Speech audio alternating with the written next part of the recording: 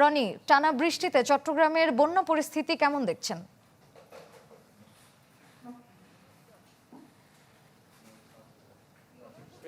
এখন আমি আছি সাতকানিয়ার কেউচিয়া এলাকায়।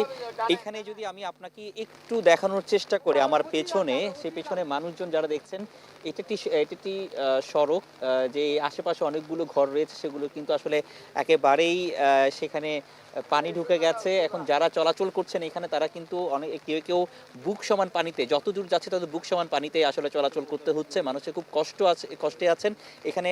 আজকে 5 দিন ধরে কোনো বিদ্যুৎ নেই, খাবারের সংকট, খাবার পানির সংকট, এই ধরনের একটি দুর্বিষহ একটি অবস্থার মধ্যে এখানে আছেন। এখানে যারা আমি কয়েকজন এখানকার স্থানীয় কয়েকজন আছেন তাদেরকে একটু যদি কথা বলি, আপনাদের এখানে কি অবস্থা হয়েছে একটু যদি বলতেন। ওখানকার এখানে তো আপনারা কোমর পানিতে আছি, কিন্তু এই ভিতরে আরো কি অবস্থা যদি বলতেন। আরো পানি বেসাছে, ওখানে পানি বেসাছে, ওখানে মানুষ অসম্ভব অসহায়, কিন্তু ঠিক মতো খানা খাইতে পারে না, গরু চল নষ্ট হয়ে যার, কিন্তু দাংশল সব ডুবে যাচ্ছে, কিন্তু মানুষ খুব কষ্ট হয়েছে। ঠিক মতো একবেলা খাইলে একবেলা খাইতে পারে, কিন্তু ওই মুড়ি টুড়ি সব কিছু রুটি মুটি যারা কিনে যারা খার ইতারা এখনো 3 দিন হারার।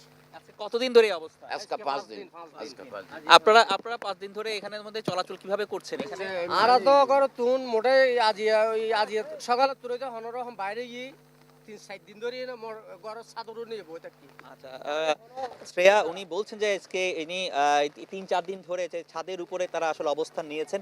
এখানকার যে অবস্থা, সাতকানিয়ার প্রতিটি ইউনিয়নে কিন্তু একই রকম অবস্থা। তাদের আসলে এখানে সেনাবাহিনী তারা আসলে বিভিন্ন জায়গায় যাচ্ছেন এবং তাদের উদ্ধার করার চেষ্টা করছেন, কোনো কোনো জায়গায় ত্রাণ দেওয়ারও চেষ্টা করছেন। সব কিছু মিলিয়ে এখানকার যে দুর্বিষহ একটি অবস্থা, মানুষজন এখানে দিন যাপন করছে। তো শ্রেয়া, এই ছিল এখানকার সবশেষে এখানকার সাতকানিয়ার বন্যা পরিস্থিতির খবর। ধন্যবাদ রনি। দর্শক, টানা বৃষ্টিতে বন্যা পরিস্থিতির খবর জানতে আমরা যুক্ত ছিলাম চট্টগ্রামে।